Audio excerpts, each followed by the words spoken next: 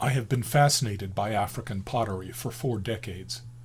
I first went to West Africa as a young Peace Corps volunteer assigned to the National Arts Center in Ouagadougou to organize their pottery section.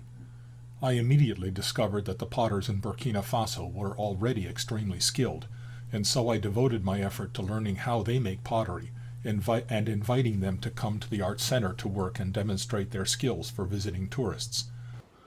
As an art historian, I also discovered that across the continent, African potters create an enormous range of shapes and sizes, textures and patterns, and sorts of colors of pottery. They quickly fashion closed containers for storing water or grain, more open containers for cooking, small containers for holding palm wine or millet beer, large containers that never are moved, that are used to store the family's harvest.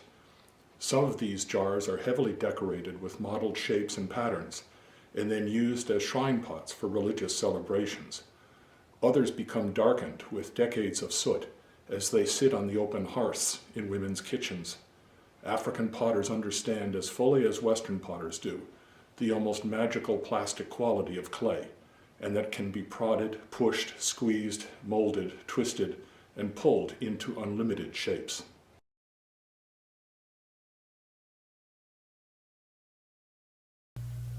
To make pottery, you have to have good clay. All across Africa, potters know where there are good veins of uniform clay that is free from foreign materials. Sometimes the women themselves go out to collect the clay, but often they send their children with baskets. They must be very careful when digging the clay not to dig back so far into the bank that the heavy earth on the surface collapses on top of them. They carry the heavy clay back to the workshop, where they may let it dry.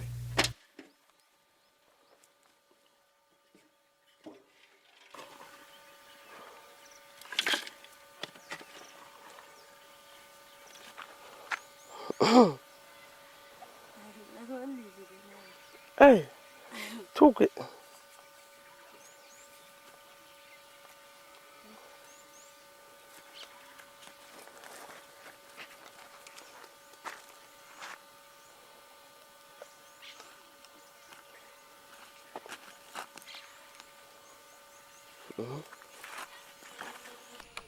A slide. Sometimes if the holes are so big that they cannot sustain their weight, the weight of the overburden, they collapse.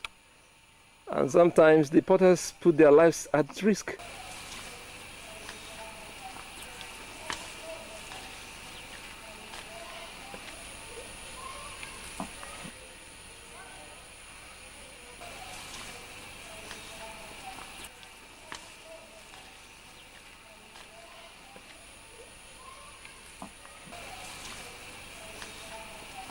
In some areas, the clay is filled with water and allowed to soak, absorbing as much water as possible in a process called slaking.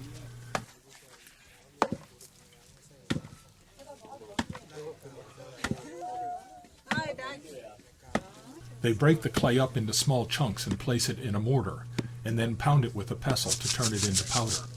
They then sift the clay powder with the same sort of sieve that is used for preparing food.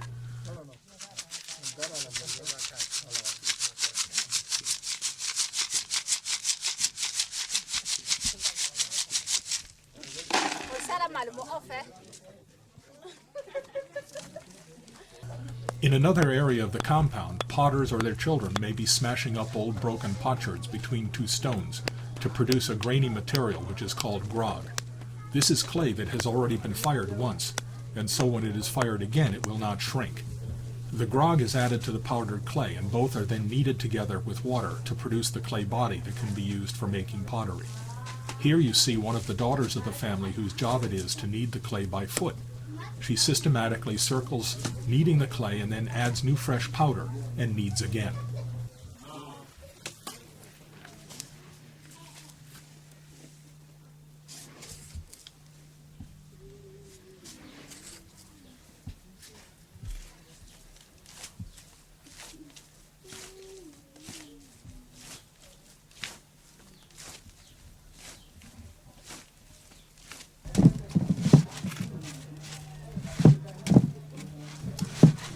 Mrs. Konate is kneading grog into her fresh clay by hand.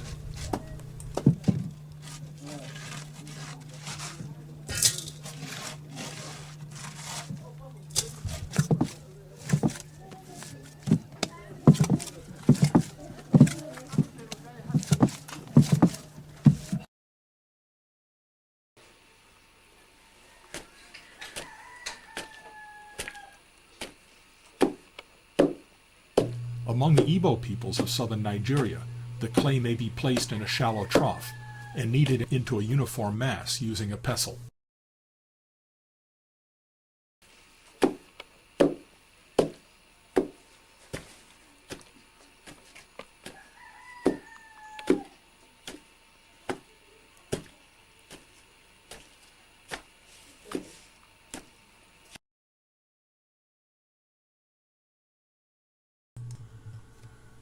The simplest and most obvious technique is simply to turn an old jar upside down on the ground and to use it as a mold for a new jar. Mrs. Konate in the village of Uri in central Burkina Faso has been making jars for decades. I first photographed her in 1983, and I've been going back to visit her from time to time ever since. The last time I visited her in 2010, she was getting very elderly and frail. She begins by forming a flat pancake of fresh clay, and then she slaps it down over the mold jar. She uses a beater in her right hand to spread the fresh clay out over the mold jar, thinning it and spreading it.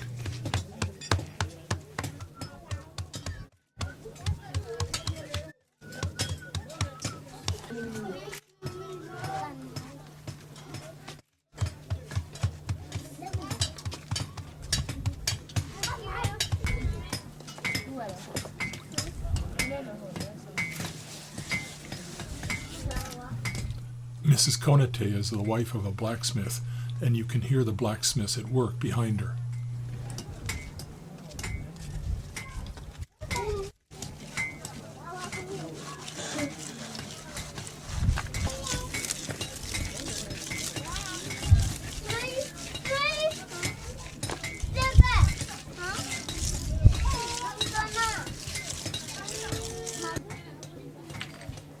She uses a coil of fresh clay to form a ridge around the base and then shapes that with her fingers into a flat bottom that will support the pot when it is placed on the ground.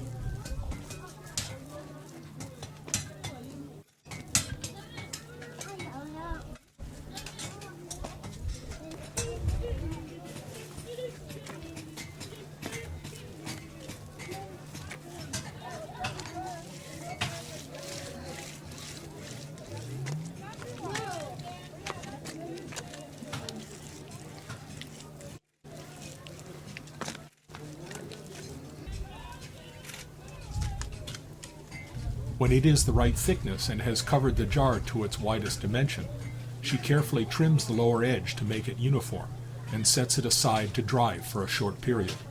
She must be careful not to leave it for too long or it will begin to crack as it shrinks on the mold jar. When it is stiff enough so that it won't deform, she lifts it off, sometimes with the help of another woman in the compound.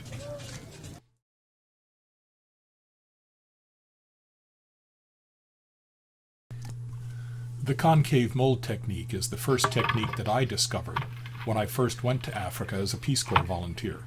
I had studied pottery in college, but I had never seen such an unusual and innovative technique.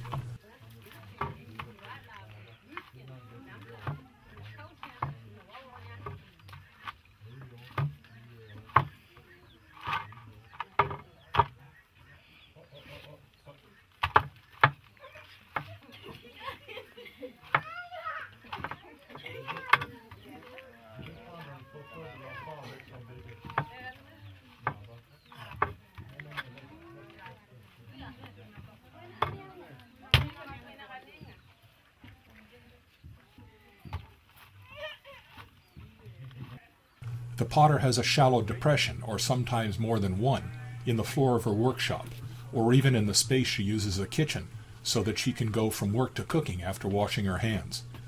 The depression is only about 1/8 of a sphere deep, yet she is able to use it to form a fully spherical jar. She kneads fresh clay into a thick round mass and places it in the mold. She then uses a mallet in her right hand to pound the fresh clay into the mold thinning it and spreading it.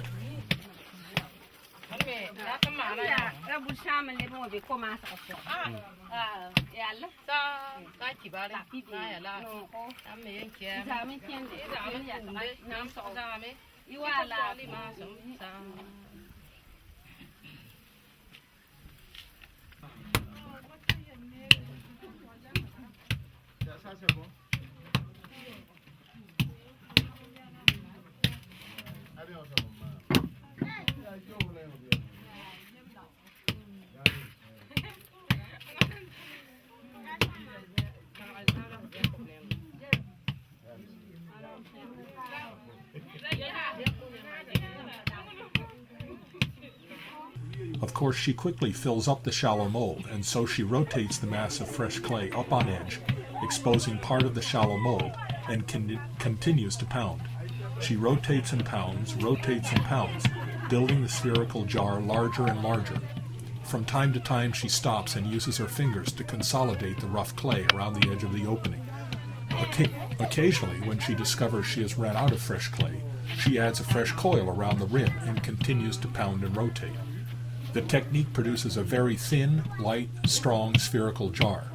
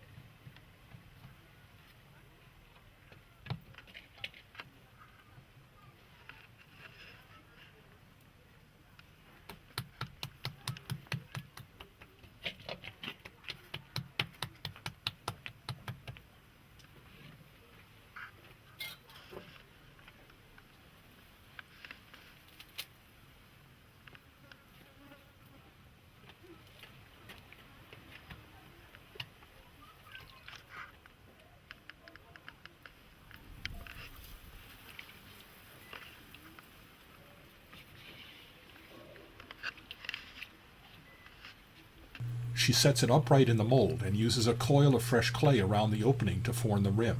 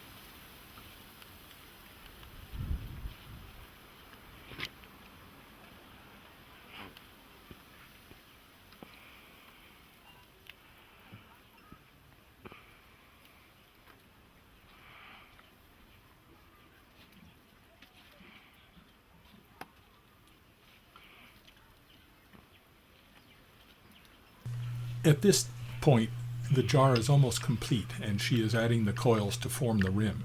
She carefully consolidates the rim and then uses a wet cloth to smooth it.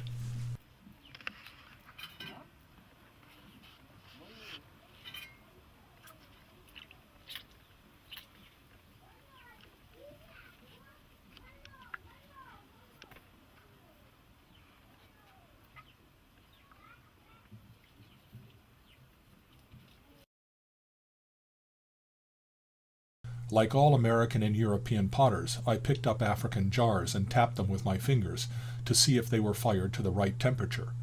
Of course, they made a thump instead of a ring because they were low-fired earthenware.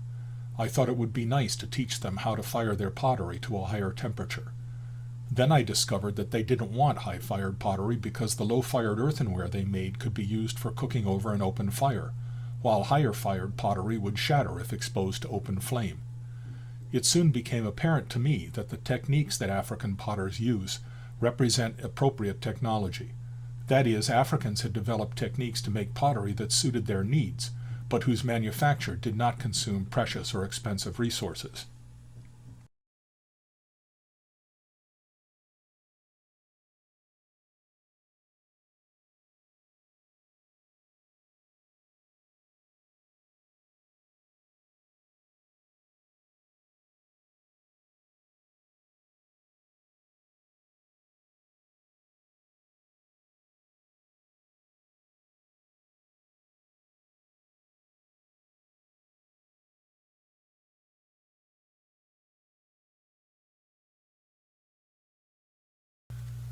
The variations on African pottery shapes, colors, and decoration are almost infinite.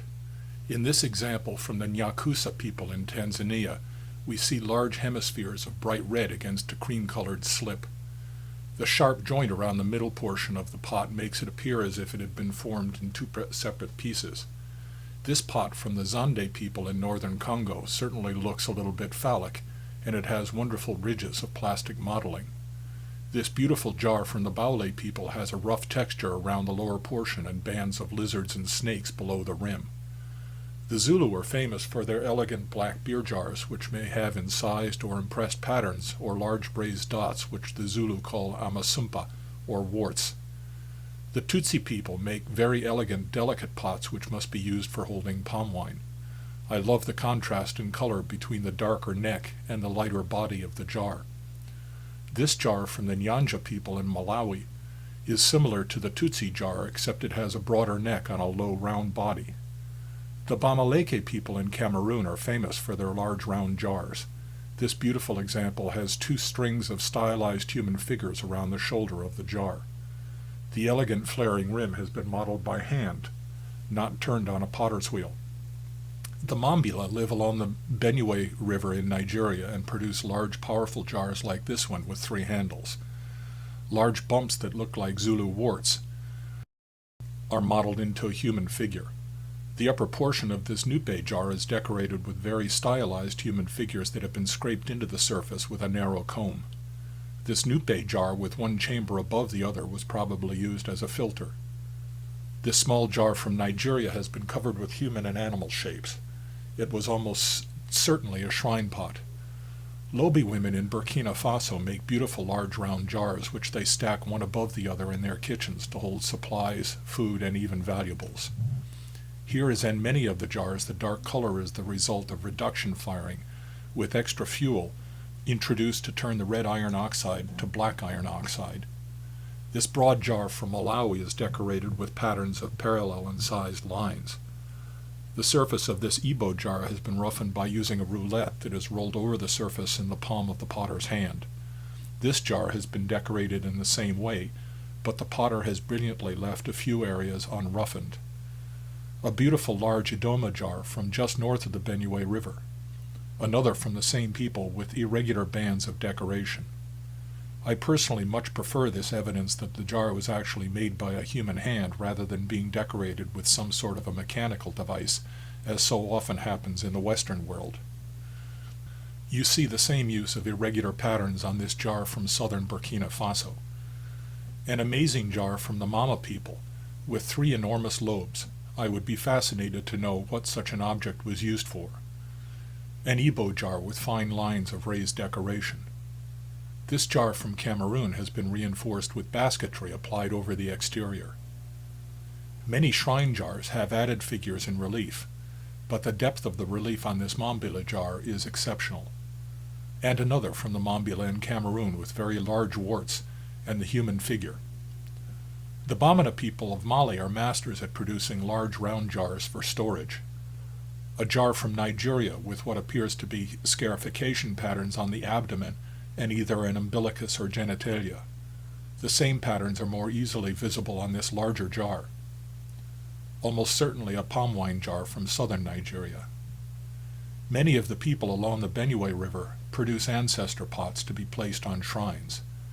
This jug from the lower Congo may be modeled after a European liquor jug. Another similar jug, but with brilliant addition of 2 human heads. The Songhai people of central Congo are famous for jars like this one with 2 swelling areas, one just below the rim at the shoulder and another on the belly of the pot. A small jar for palm wine with a beautifully modeled human head. A very simple but elegant jar from northeastern Congo. A small dish for serving food with a human head and faces. This large jar from the Bamana people has 2 very different textures, a glossy upper portion and a much more matte lower portion decorated with serpents. This beautiful Zulu beer pot shows the raised warts which they call amasumpa. This is a figurative ancestor pot, and another from the Mambila people.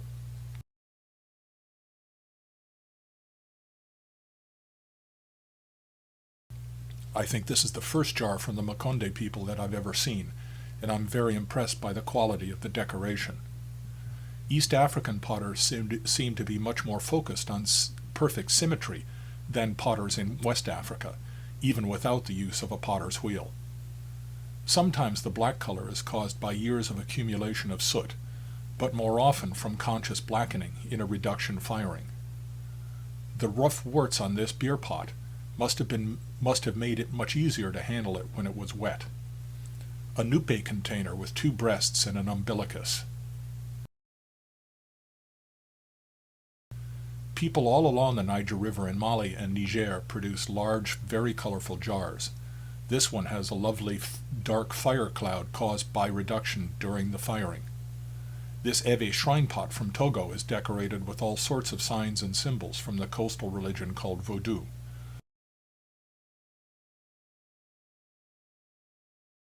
Finally, a lovely jar from Nigeria with a beautiful dark fire cloud produced during the firing.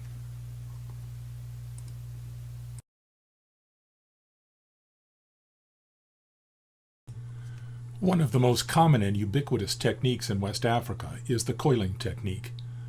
Some people in Africa use the coiling technique exclusively, while other potters use it to add new material to pottery they have started to form using other techniques. First, Mrs. Konate in the village of Uri scrapes the edge of the jar with a sharp tool to remove dry materials so that the fresh clay will adhere better to it. She then forms a large, thick sausage of clay, and holding it in her right hand, inside the pot, applies it against the heel of her left hand, which is outside the pot. As she applies the clay, she gives the sausage a twist with her wrist, which consolidates the fresh clay into the rising walls of the jar below. Igbo potters who make small jars in Nigeria use smaller, lighter sausages of clay, while Bois potters in the village of Uri use very large, thick sausages of clay consuming several sausages as they make a complete revolution around the jar.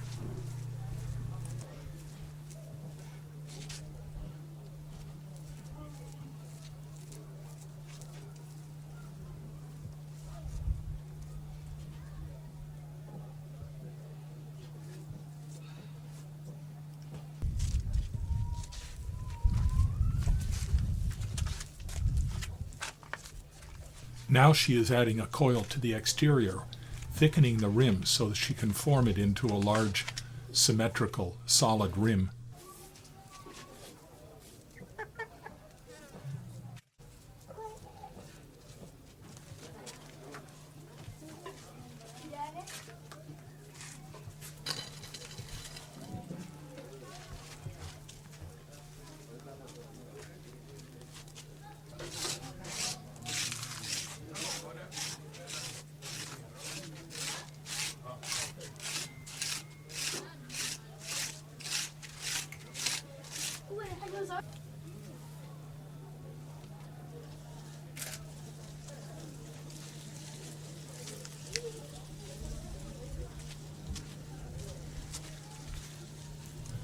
The jar is way too large to rotate it, and so instead she walks around the jar herself.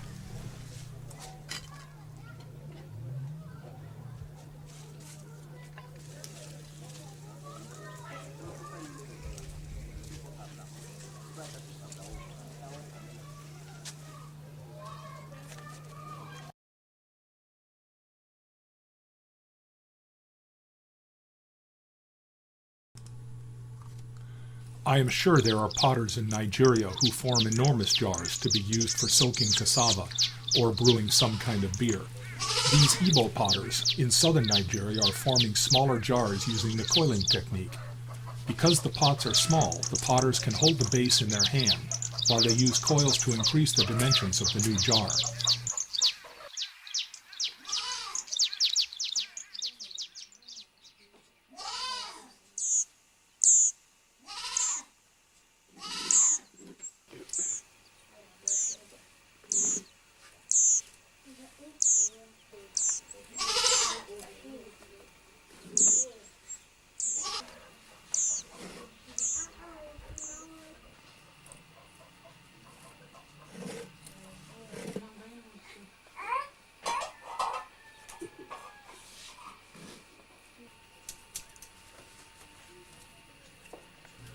Here she scrapes clay from the base up to form the walls of the new jar.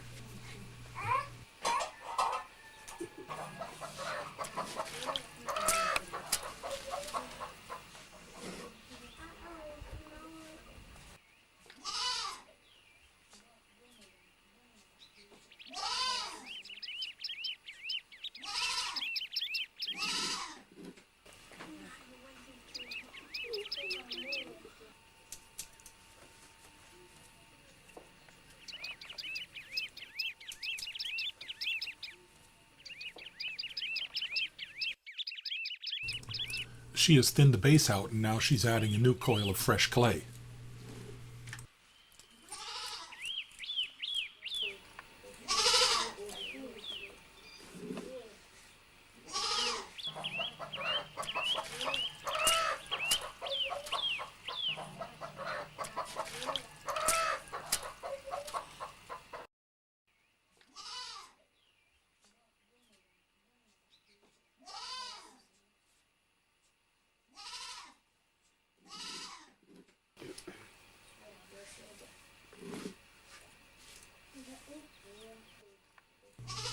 Now she has formed almost half of a sphere. These artists are extremely deft, able simply to press the fresh clay with their right hand into the heel of the left hand, consolidating it with the edge of the jar and rapidly building up a partial sphere. Once the basic shape of the jar has been completed, the potter uses coils to add more material, building the walls of the jar up higher and higher, and scraping them with a shell to spread and thin them.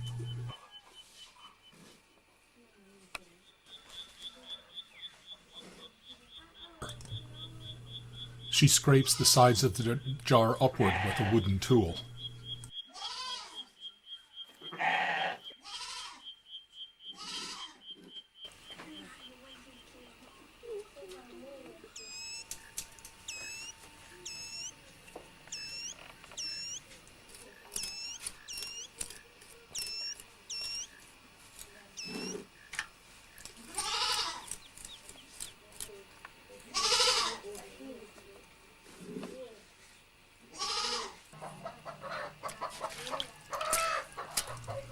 She's working on the inside of the jar with the knuckles of her right hand, and so she supports the walls of the jar on the outside with her left hand.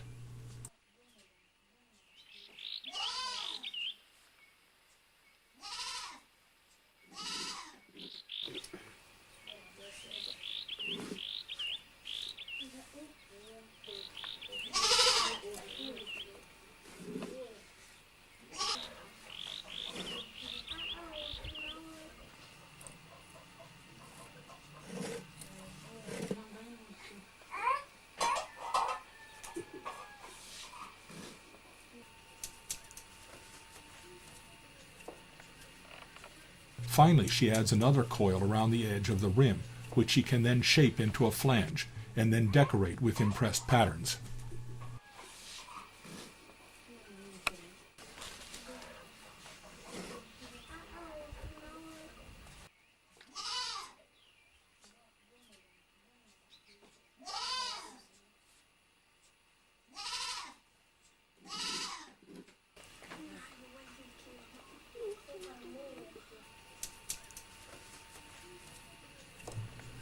She smooths the interior of the jar with a shell.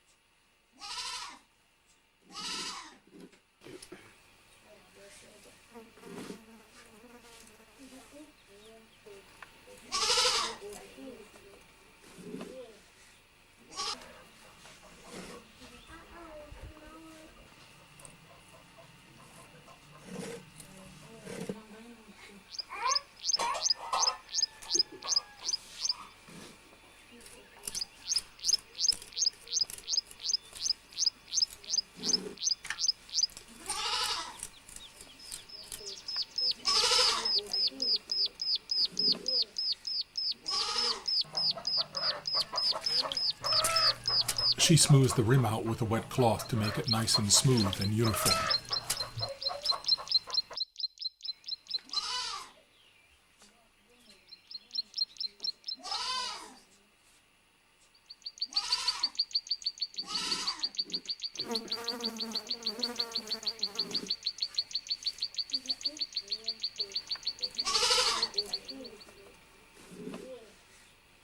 Now she begins to impress small, delicate patterns on the flared rim.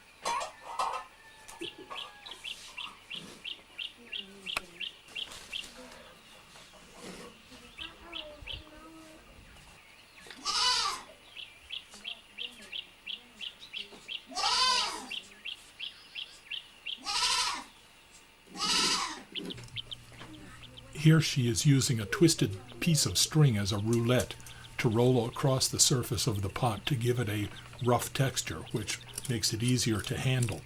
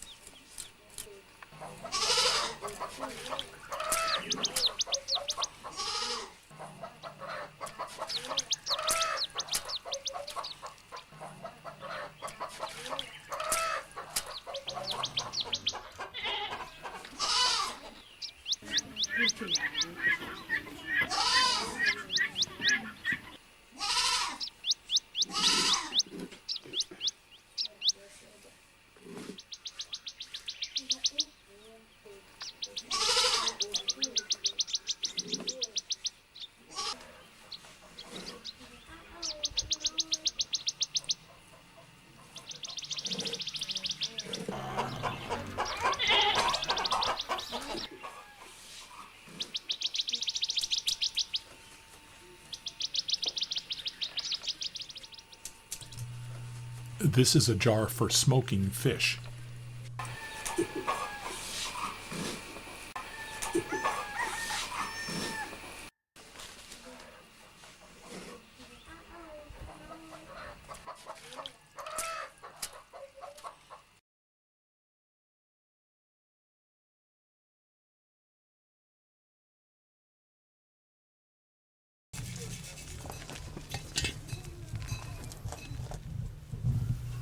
Until I met Maria Cafando in 2001, I thought I had seen all of the variations of pottery making available in Burkina Faso.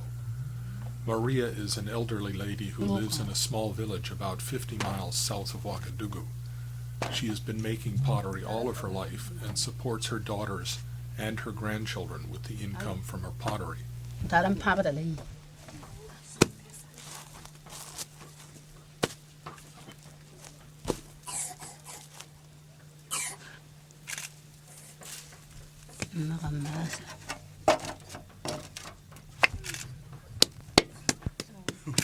She begins, of course, by kneading the clay and then uses the convex mold technique to form a half of a sphere. She forms several of these small, thick hemispheres and then takes them into her house, where she places a spherical mold inside each one.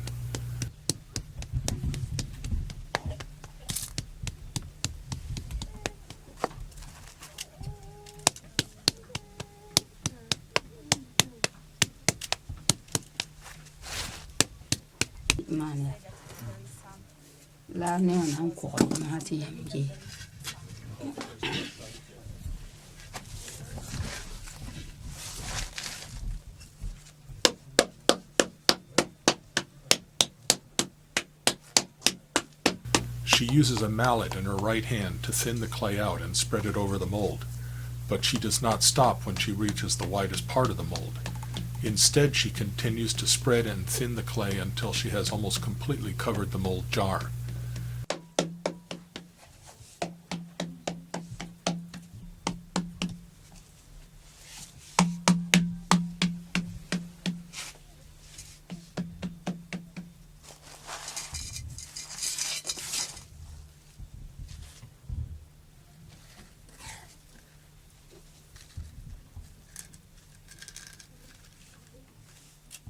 At this point, her technique becomes truly interesting because she performs 4 small episiotomies around the edge of the new jar and removes the mold from the interior.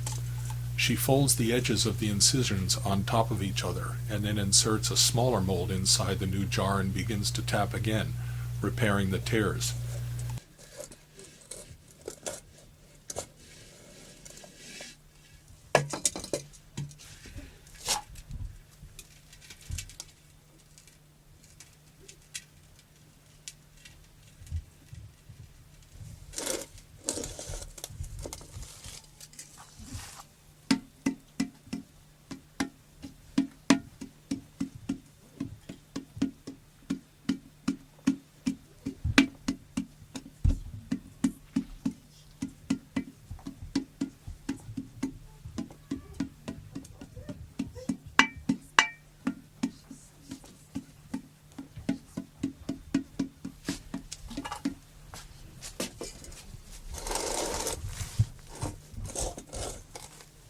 She works with a small clay form, which I call an anvil, on the inside of the jar, and taps gently on the outside of the jar with her right hand holding a concave mallet or hammer.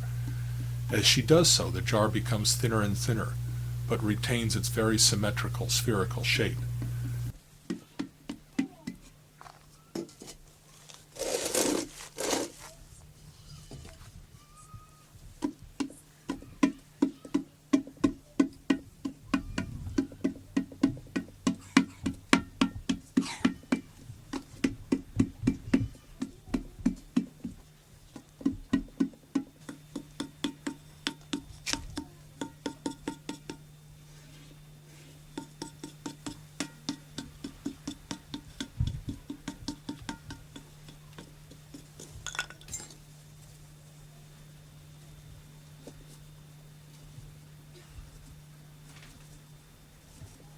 She carefully trims around the rim of the jar to even it out.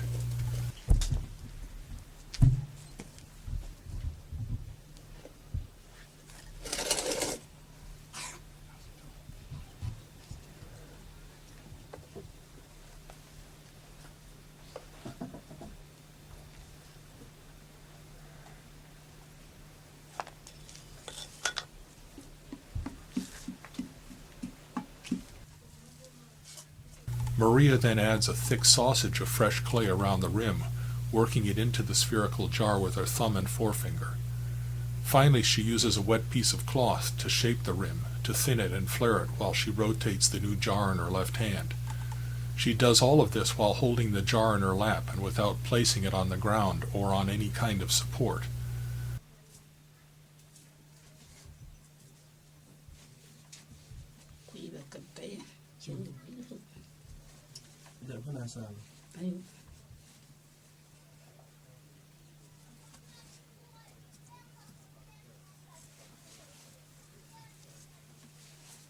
I mean, to matter, I was away. Into a change at one door.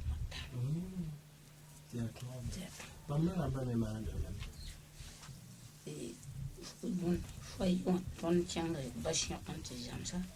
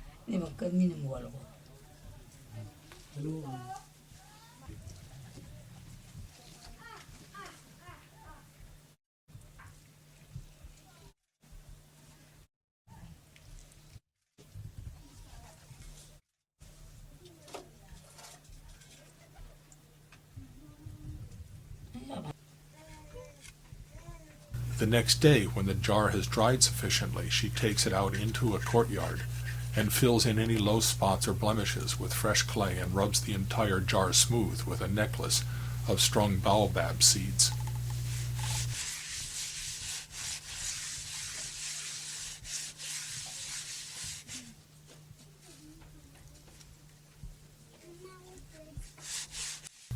Two years after I made this video, Maria traveled with my PhD student, Dr. Barema Jalmatani, to the city of Taipei in China, where she gave demonstrations of her pottery technique to a congress of potters, artists, and anthropologists. At the end of the trip, she was quite exhausted and happy to return home. A woman who had barely left her village before traveled all the way to China and back on Air France, and stayed in a luxury hotel.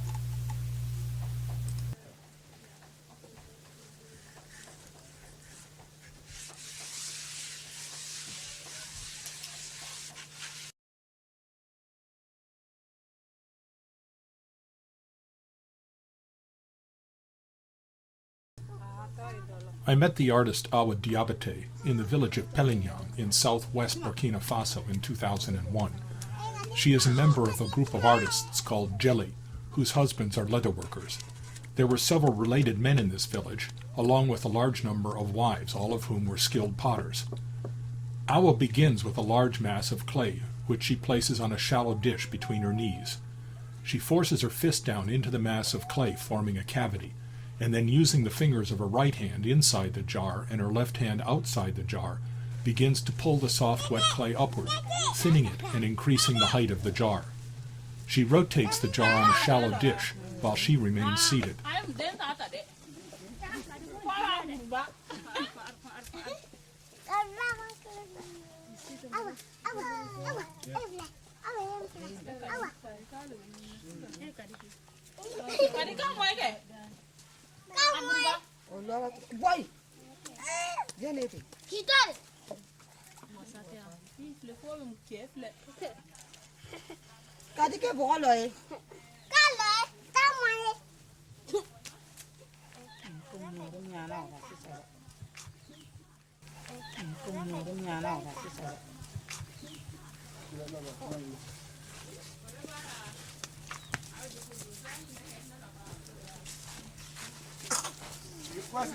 When she has increased the height as much as she can with the material with which she started, she adds more clay by using a fresh coil. She adds a coil to the rim and rotates it to smooth it and make it uniform.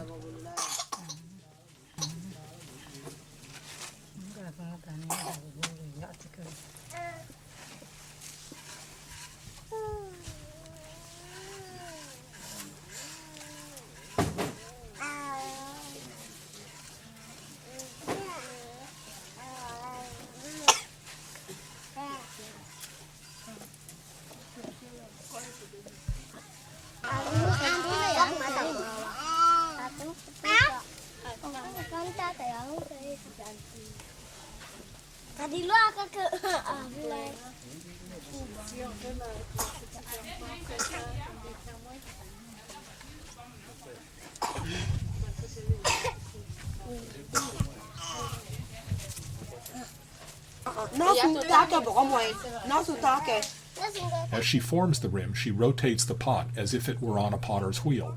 But in fact, because there is no axis on which to rotate, this is not a true wheel.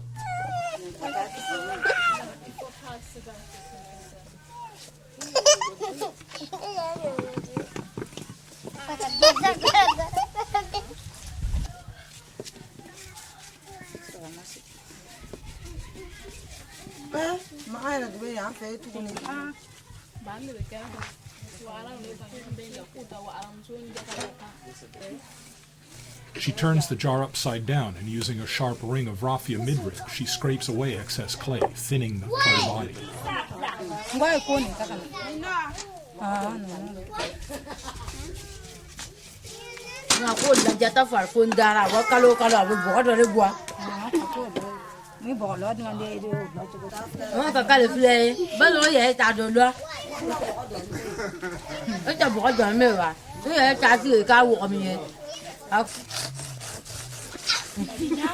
Finally, she applies a rough but uniform texture to the exterior of the jar with a corncob roulette.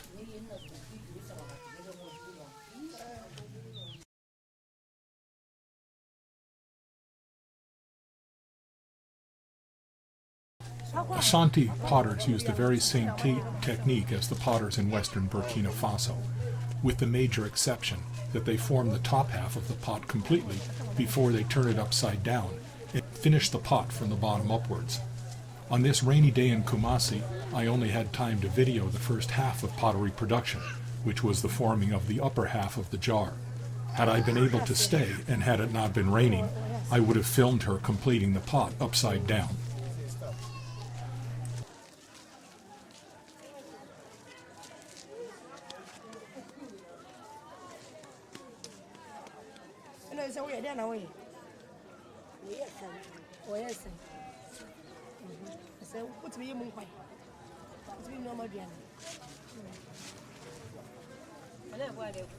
She scoops out the mass of clay at the center of the new jar and forces her fist down inside.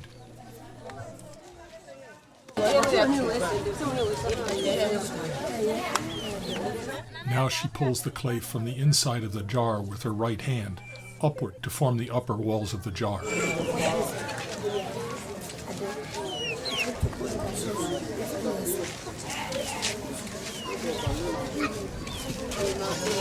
She uses a very large, thick coil of clay to add more material to the jar.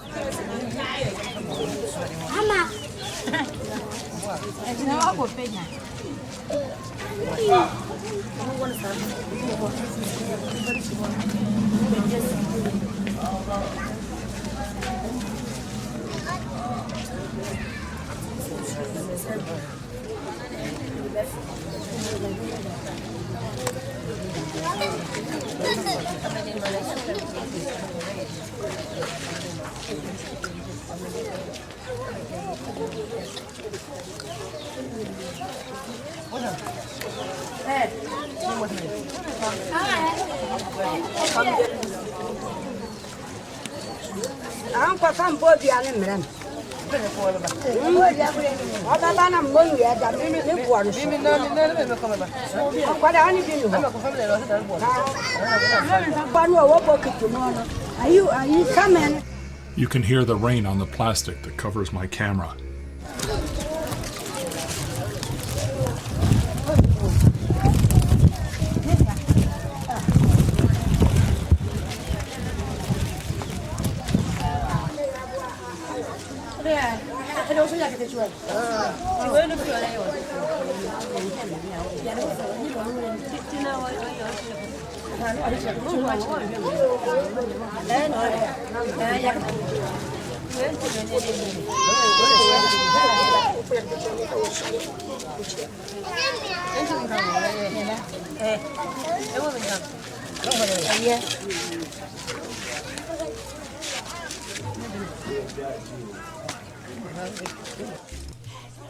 You can see her daughters and nieces in the background kneading the clay that she needs to make another pot.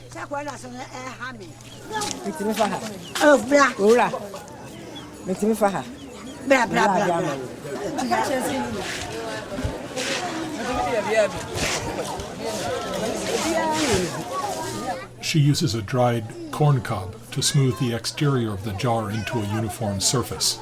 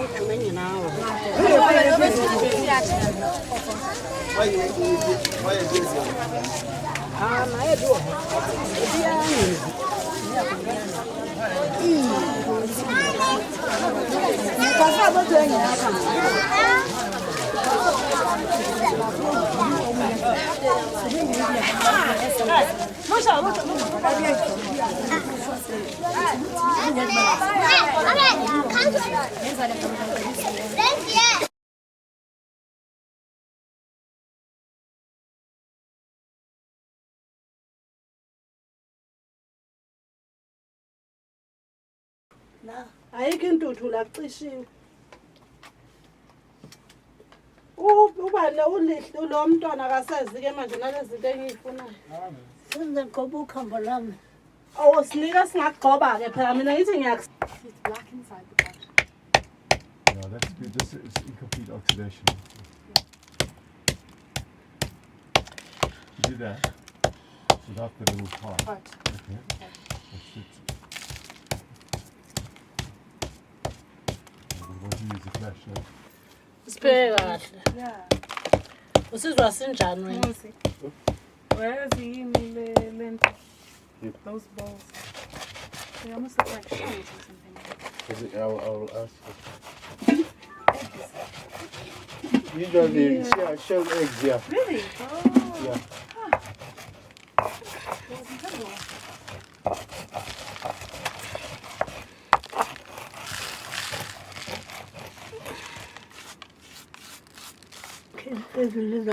Usuhambisa amanzi amasa.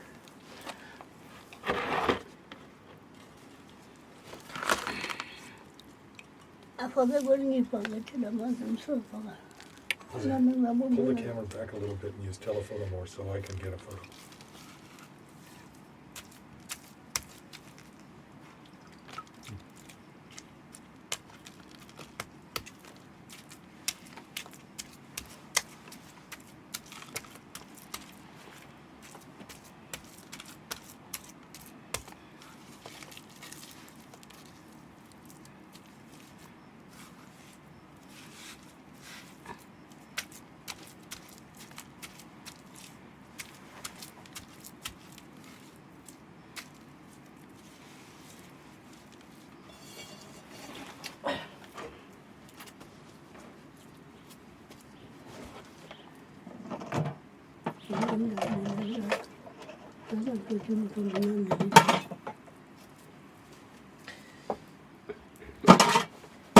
Thola yenza lento yenzayo. Yenza la okwenzayo.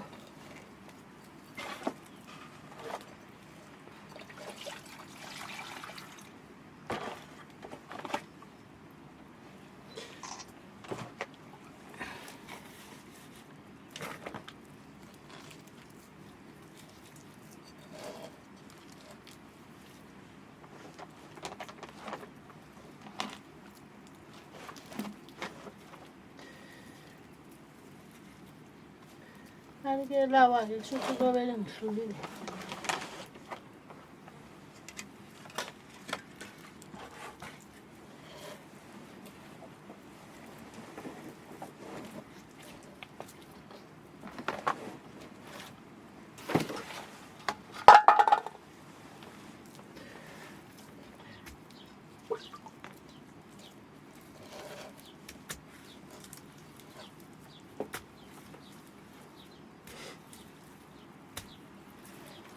Hey, mina ngikanti ngihlula le. Ubuke kumanje kubambe lelo kodwa ungakwazi ukuyibamba ungasazi ukwenza nje. She's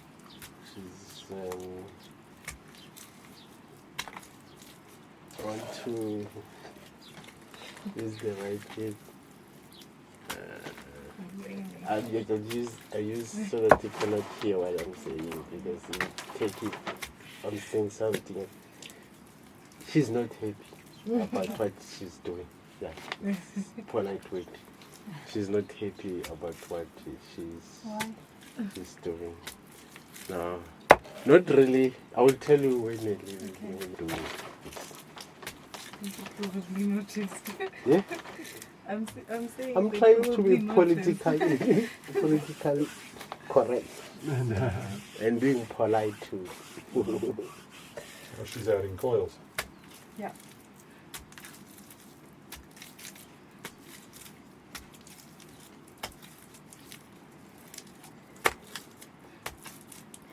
Muzi. Those people sometimes make pots without. But she's not sure. Maybe tomorrow or the day following tomorrow is when she's going to make the what you call the to cover it at the bottom. Yeah, to cover it. But now she's starting. It's this part is the bottom, but it's not the don't cover it now. She's going up to the mouth. Okay, so the pot is right side up now. Yes. So she's going up to the rim. And then tomorrow she'll fill it, or the day She'll after she'll turn it yeah. and finish the bottom. Yes. Very good. It's just the way the Ashanti do it.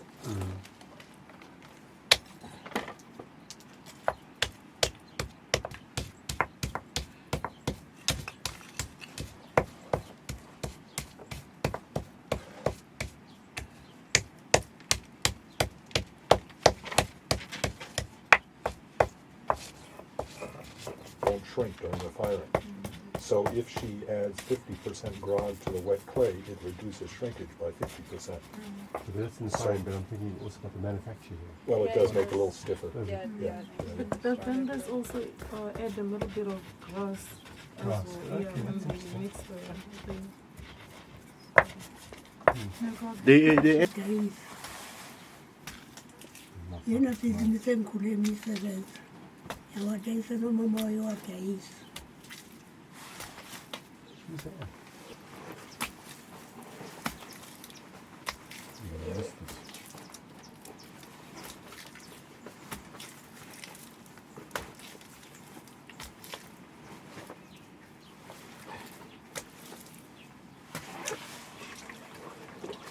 Okay.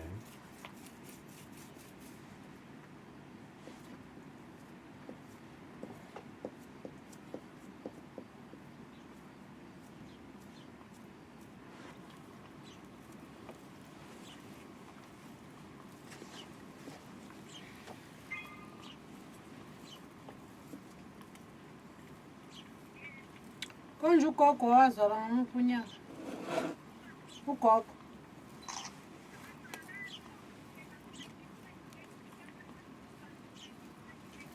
Okay, sure. Ngikhuluma nobani? Until the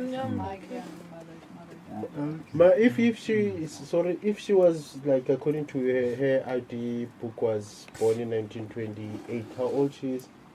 85. 85. 5 years younger than my mother. Okay. Who was still alive. ID book. ngoba abantu nje abashoyo ukuthi bancane kuye yibona abano-85. Njengoba ngisho ngalo mkhulo kwanqumalo usebhalekisa usekhona. Ngiyambona umkhulu Nxumalo. Ya loyo-ke sehambile manje selihla.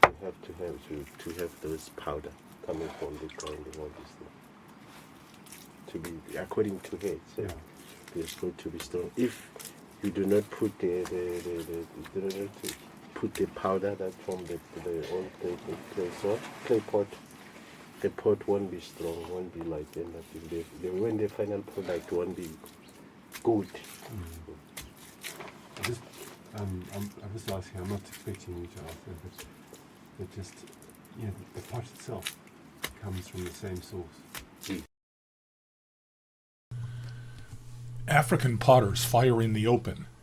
With the exception of modern potters who have been taught Western techniques by visiting technicians from Europe or America, African potters do not use kilns, but either fire on the flat ground or in a very shallow depression. Occasionally, potters will construct low circular walls in which they place their pottery, and the walls keep extra cold air from blowing into the firing.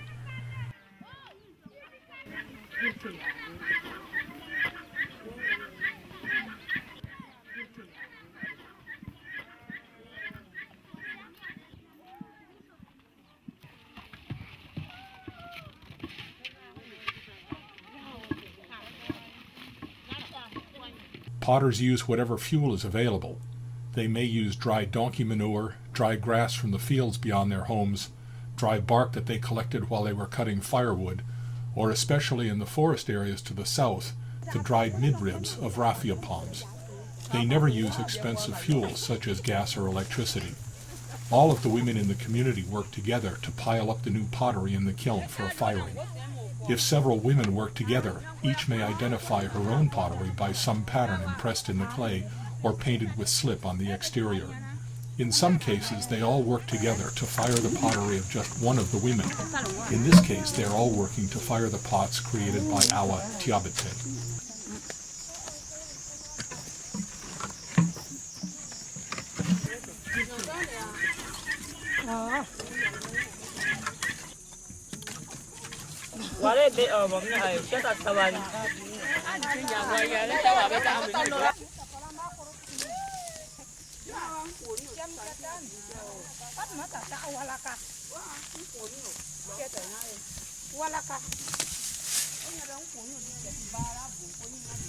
Awa Diabete is wearing a green and white checked skirt.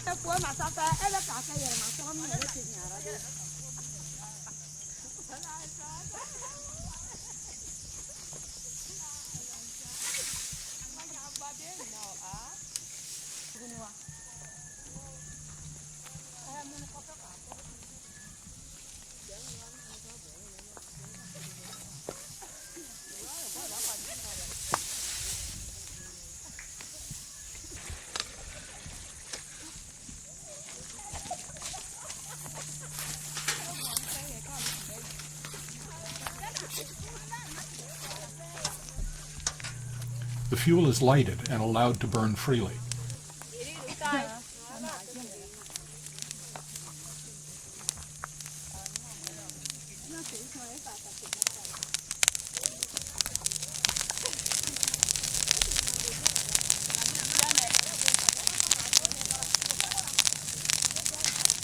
In Pellingyang, you see some of the women throwing pails of water on the firing to try to slow down the burning so that it doesn't get too hot too rapidly.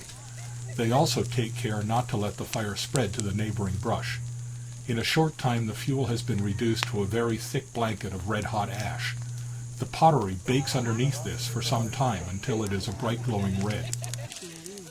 While it is still hot, the potters hook out the pottery and dip the hot pottery in a kind of vegetable soup made of boiled up acacia seed pods. This process drives excess carbon deep into the body of the hot pottery, turning the jars from a bright red to a dark brown. This is very similar to techniques used in Japan and America, which are called raku. The process makes the pottery more suitable for cooking over an open fire and makes jars more waterproof. The process turns the red ferric iron, Fe3, into black ferrous iron, Fe2.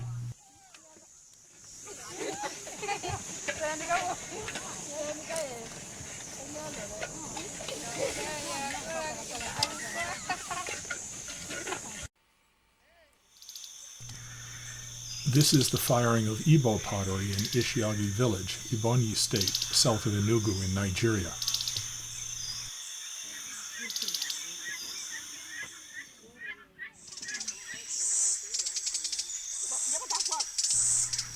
The firing has been completed and the potters are removing the red-hot pottery.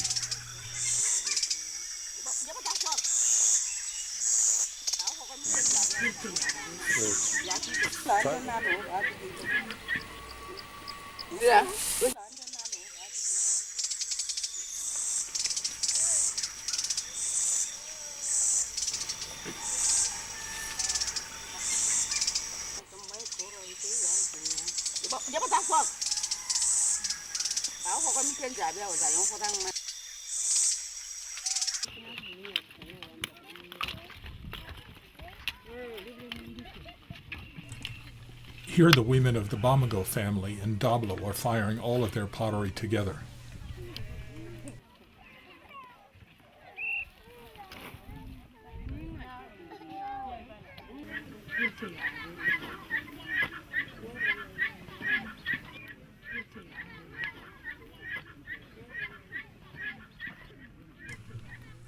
Mrs. Bamago poses with her pots.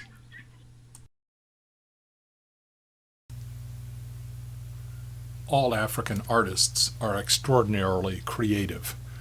The women who make pottery in Africa are among the best. Look at any catalog of African pottery for sale in Chicago or New York or San Francisco, and just imagine the margin between the prices asked and the income of the potter who made it. Scholars say that Africans don't have a word for art. I say Westerners don't have a word for art. What is art? Westerners say art is something that's never used. Art for art's sake. What sort of art is never used? All art is used. African art is heavily used. My definition of art is something that is used to express people's ideas about the world they live in. In my mind, this means Africans are the only people who understand art, and that we, the Westerners, are the only people who don't have a word for art.